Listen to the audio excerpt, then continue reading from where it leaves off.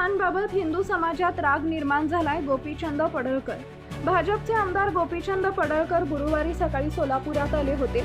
भाजप कार्यकर्त्यांसोबत बैठक घेऊन त्यांनी माध्यमांशी संवाद साधला. प्रसिद्ध अभिनेता आमिर खानवर बोलताना पडळकर यांनी संताप व्यक्त केला. आमिर खान यानं 3 लग्न केली, तिन्ही हिंदू महिलांसोबत केली आहे. आमिर खानचा अजेंडा ठरवून चाललेला आहे. नितेश राणे म्हणाले, आमिर खान लव्ह जिहादचे ब्रँड अँबॅसिडर आहेत आणि हा तसाच प्रकार आहे.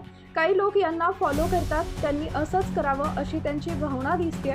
त्यामुळे याबद्दल हिंदू धर्मीयांच्या मनात मोठा राग निर्माण झाला. शरद पवारांची राष्ट्रवादी NDA सोबत जाणार आहे. या सर्व चर्चा मी फक्त मीडियाच्या माध्यमातून ऐकल्या. ते आमच्यासोबत येणार की नाही हे सर्व आमचे वरिष्ठ ठरवतील. याविषयी माझ्याकडे अधिकची माहिती नाही. हा त्यांच्या पक्षाचा विषय आहे, त्याबद्दल त्यांच्या पक्षाचे लोक भूमिका मांडतील.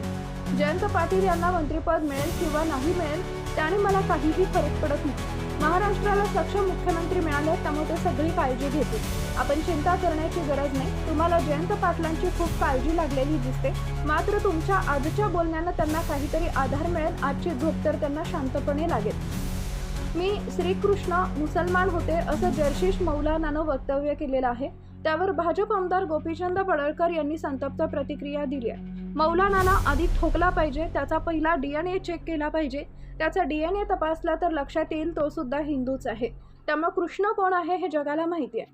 कोणीतरी मौलानानं बोलावं आणि आम्ही त्यावर व्यक्त व्हावं अशी गरज वाटत नाही. त्या मौलानाचं DNAचं चेक केल्यावर तो 24 तास कृष्ण मंदिरात दिसेल. संजय राऊताला एवढी मोठी अक्कल पाहिजे की प्रभू रामचंद्रावर अस्तित्वावर प्रश्न निर्माण केला, त्या काँग्रेसनं आणि राष्ट्रवादीच्या मांडीला मांडी लावून बसला आणि सत्ता स्थापन केली. आता तुम्हाला राम आठवतोय का? ज्यांनी रामाचं अस्तित्व मान्य केलं नाही त्यांच्यासोबत बसायचं. आता असली आंदोलनं करायची लोक सगळं बघताय. प्रभू रामचंद्रबद्दल तुमची बदललेली भूमिका ही लोकांनी अनुभवलेली आहे. राऊत काय बोलतात याला काही फार महत्त्व नाही. ज्यांच्याकडे अधिकार आहे ती ही अडचण सोडवतील. आता आम्हाला आमदार निवास नाही. मनोहर आमदार निवास पाडल्यामुळं असे अनेक आमदार आहेत की ज्यांना स्वतःला आमदार निवास नाही. कोणाला प्लॉट बंगला द्यायचा आहे त्या त्या परिस्थितीनुसार समजेल.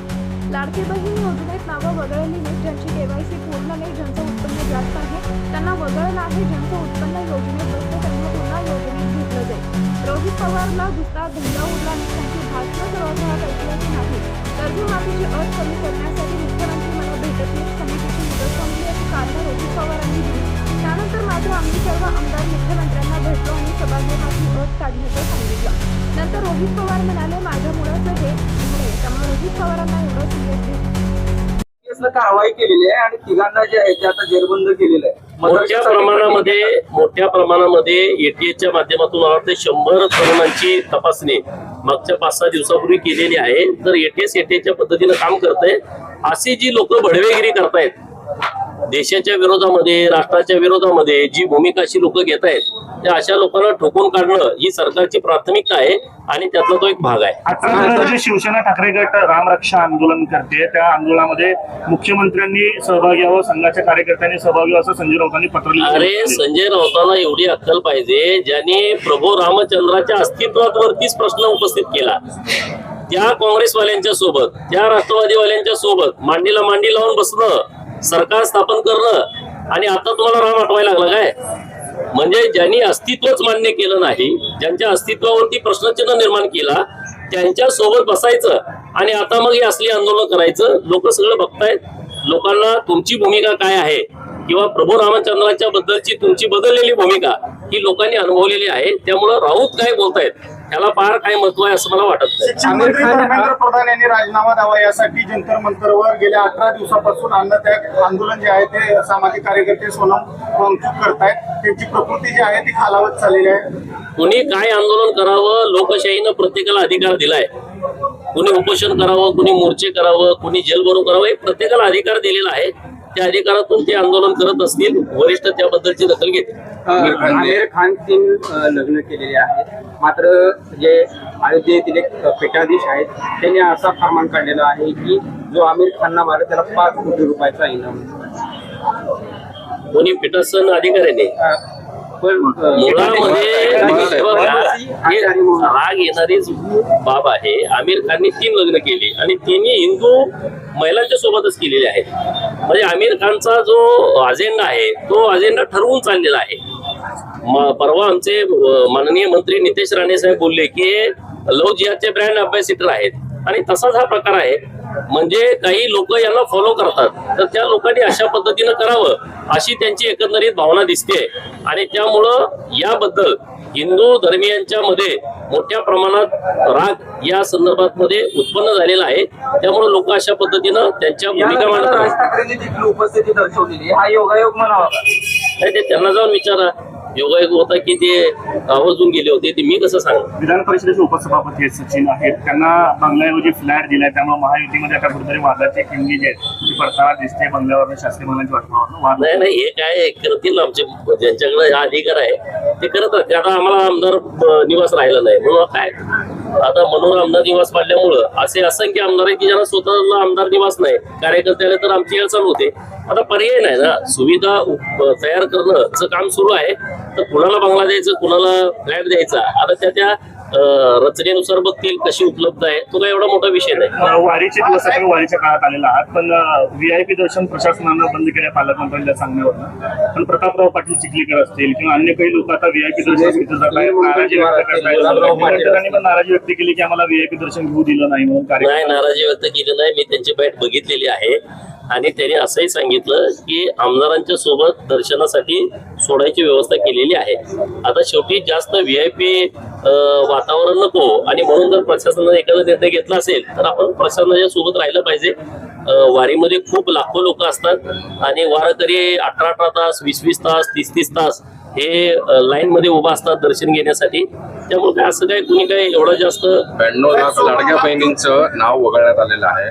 तरी भाजप वगळण्यात आलेलं नाही. नीट विषय समजून घेतला पाहिजे. ज्यांनी काही चुकीची माहिती दिली आहे, ज्यांनी KYC दिलेले नाही, कोणी नोकरी करतंय, कोणाच्या उत्पन्नाचे सोर्स मोठे आहेत अशा लोकांचे वगळलेले आहेत.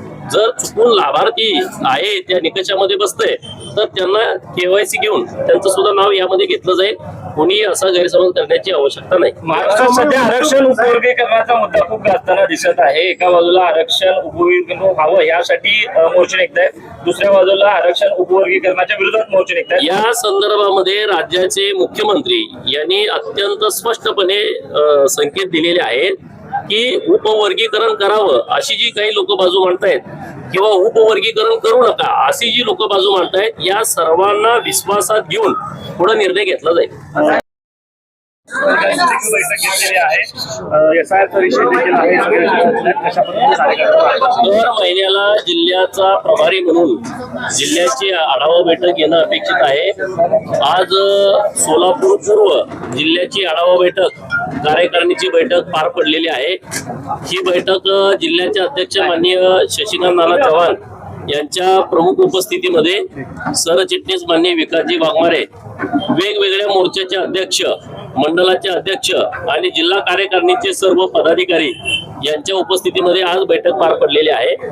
बैठकीमधले विषय महत्वाचे आहेत. राज्याचे लोकप्रिय मुख्यमंत्री या महाराष्ट्राला विकासाच्या एका उंचीवरती ज्यांनी नेऊन ठेवला आहे असे माननीय देवेंद्र फडणवीस साहेब, देवाभाऊ यांचा वाढदिवस 22 जुलैला आहे आणि या वाढदिवसाच्या निमित्तानं एक मोठं रक्तदान शिबिर महाराष्ट्रामध्ये घेण्याचं आयोजन प्रदेशाचे अध्यक्ष माननीय रवींद्रदादा चव्हाणांनी केलंय आणि त्याचाच भाग म्हणून आमच्या या जिल्ह्याच्या 4ही विधानसभा क्षेत्रामध्ये अक्कलकोट, दक्षिण सोलापूर, मंगळवेढा, पंढरपूर आणि मोहोळ या 4 विधानसभामध्ये मोठ्या प्रमाणात घेण्याचं नियोजन हे भारतीय जनता पार्टीच्या माध्यमातून केलं आहे.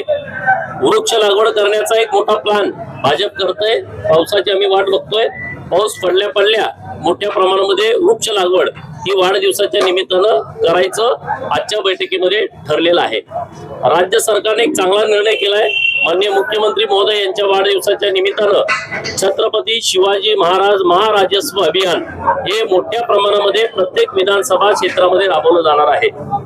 जिथं आलेल्या प्रत्येकाचं गाऱ्हाण ऐकून जाग्यावरती काम करून देण्याचं नियोजन हे या महाराजस्व अभियानामध्ये आहे आणि त्यामुळे प्रत्येक विधानसभा क्षेत्रामध्ये हे महाराजस्व अभियान चांगल्या पद्धतीने व्हावं. प्रशासन त्याची तयारी करतायच, परंतु तिथं असणारे आमचे आमदार त्याच्यावरती लक्ष ठेवून आहेत. जिथं आमचे आमदार नाहीत एका विधानसभा मतदारसंघामध्ये, तिथं आमचे जिल्हाध्यक्ष आणि आमचे पदाधिकारी हे या महाराजस्व अभियानाच्या संदर्भामध्ये आढावा घेतील. तिथं काय प्रशासनाला मदत लागली तर ती करतील. राष्ट्रवादी शरद पवार गट हा एनडीए मध्ये सामील होईल अशा पद्धतीच्या चर्चांना उधाण येत आहे आणि जयंत पाटील हे महत्वाच्या मंत्रिपदावर विराजमान होतील अशा पद्धतीच्या जोरदार चर्चा सुरू आहेत. याच्या संदर्भामधली काही माहिती आहे ते तुमच्या मीडियाच्या माध्यमातूनच आम्ही ऐकतोय. त्यामुळं ते एनडीएत येणार न येणार काय होणार हे आमचे वरिष्ठ ठरवतील. याच्या विषयीची माहिती माझ्याकडे नाही.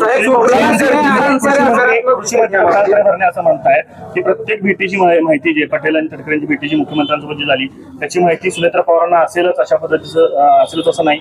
त्यामुळे काही बैठका गुप्त असतात असं त्यांचं एक आशयाचं विधान आहे. ते काय त्यांचा पक्षाचा विषय आहे राष्ट्रवादीचा. त्यामुळे राष्ट्रवादीची काय भूमिका आहे ते अधिकृतपणे ते मांडतील. जयंत पाटलांना मंत्रिपद मिळालं तर त्यांचं तुम्ही स्वागत कराल का मंत्रिपद? अरे मला माहित नाही त्यांना मंत्रिपद मिळणार की नाही मिळणार. त्यांना मंत्रिपद मिळालं नाही मिळालं त्याचं काय मला फरक पडत नाही. साहेब, मौलाना जर्जिस अन्सारी असे विधान करतायत की श्रीकृष्ण हे मुसलमान होते आणि ते दिवसातून 5 वेळा नमाज पडायचे. त्याला मौलानाला आधी पहिला ठोकला पाहिजे, त्याला चांगला बडवला पाहिजे. त्यानं पहिला त्याचा डीएनए चेक केला पाहिजे. त्याचा डीएनए चेक केला तर त्याच्या लक्षात येईल की तो हिंदूच आहे. त्यामुळं कृष्ण काय आहे, कृष्ण कोण होते हे अख्ख्या जगाला माहित आहे. कुणीतरी मौलानानं बोलावं आणि त्याच्यावरती आम्ही मत व्यक्त करावं अशी काही आम्हाला आवश्यकता आहे असं अजिबात वाटत नाही. परंतु त्या मौलानाचा डीएनए चेक करण्याची गरज आहे. डीएनए चेक केल्याच्या नंतर मग तो कृष्ण मंदिरात 24 तास बसेल. अत्यंत घोटाळा दिसून येतोय. स्मारक अत्यंत निकृष्ट दर्जाचं केलेलं आहे. आपली सत्ता असताना त्याचं जे काम आहे ते दिलं होतं. आता घोटाळा झाला हे मी पहिल्यांदा तुमच्याकडून ऐकलं, तर मी माननीय कुलगुरू सरांशी बोलून घेतो की नेमकी तिथं काय अडचण आहे. परंतु स्मारकाचं काम झालंय अशा पद्धतीचा त्यांचा मला फोन आला होता 2-3 वेळा आणि त्याचं उद्घाटन घ्यायचं आहे. तर त्यामध्ये तुम्ही काय आता भूमिका मांडली आहे ती मी नीट माहिती करून घेतो आणि त्याच्यावरती बोलतो. म्हणजे ज्या पद्धतीनं ते संत गतीनं काम सुरू असं म्हणताय. शर्मांडेंनी परवा सगळ्या अधिकाऱ्यांवरती त्यांना सुबुद्धी यायची प्रार्थना केली. इतकं वर्ष काम लांबतंय. स्मारक समितीची बैठक होती. तिथं काय जर निधी कमी असेल तर सरकार उपलब्ध करून देईल. मी त्याचा पाठपुरावा करेन, काही अडचण नाही. कुठलाही निधी अहिल्या देवींच्या स्मारकासाठी कमी पडणार नाही. कारण अहिल्या देवींच्या संदर्भामध्ये देवाभाऊंच्या सरकारनं जे काम केलंय ते गेल्या 350 वर्षात कुणी केलं नव्हतं. आणि त्यामुळं हे विद्यापीठ होणं, विद्यापीठाला नाव देणं किंवा विद्यापीठाच्या प्रांगणामध्ये अहिल्या देवींचा पूर्णाकृती पुतळा तयार करून स्मारक तयार करणं हे काम आपल्या सरकारच्या माध्यमातून सुरू आहे. जर तिथं काही निधीची कमतरता असेल तर आम्ही निधी उपलब्ध करून देऊ. काही अडचण नाही.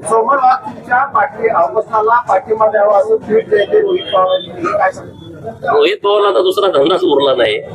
रोहित पवारचं भाषण तुम्ही ऐकलं नाही सभागृहामध्ये. मला आंदोलनामध्ये मी बसलो, मला मुख्यमंत्री महोदयाची भेट घालून देतो म्हणले, माझी भेट होईना. मला तिकडं समितीकडे जावं म्हणले, तिथं गेलो तर समितीची मुदत संपली म्हणले. आणि माननीय मुख्यमंत्री महोदयांना आम्ही सगळे सत्ताधारी आमदार भेटलो. माननीय मुख्यमंत्री महोदयांनी सभागृहात घोषणा केली आणि हे परत म्हणायला माझ्यामुळेच झालं. त्यामुळे आता काही सिरियस तुम्ही घेऊ नका हे प्रकरण. अर्थ खात्यावरून राष्ट्रवादी ठाम आहे. राष्ट्रवादीच्या कार्यकर्त्यां किंवा नेत्यांकडून वारंवार सांगितलं जातं की अर्थ खात्यावर कुणाचाही अधिकार नाही, तो आमचा राष्ट्रवादीचा अधिकार आहे. आता देखील माननीय मुख्यमंत्री महोदय अत्यंत सक्षम मुख्यमंत्री आपल्या महाराष्ट्राला मिळालेले आहेत. त्यामुळे ते सगळे काळजी घेतील. आपण चिंता करण्याची काहीच आवश्यकता नाही. जयंत पाटील अर्थमंत्री होतील अशी चर्चा खूप चालू आहे. तुम्हाला जयंत पाटलाची खूप काळजी लागली. तर माननीय मुख्यमंत्री महोदय त्यामुळं काहीतरी त्यांना आधार मिळेल तुमच्या आजच्या बोलण्याला. आजची झोप तर त्याला शांत लागेल. बंधुप्रेम न्यूज चॅनलला लाईक, सबस्क्राईब व बेल आयकॉन दाबायला विसरू नका. धन्यवाद.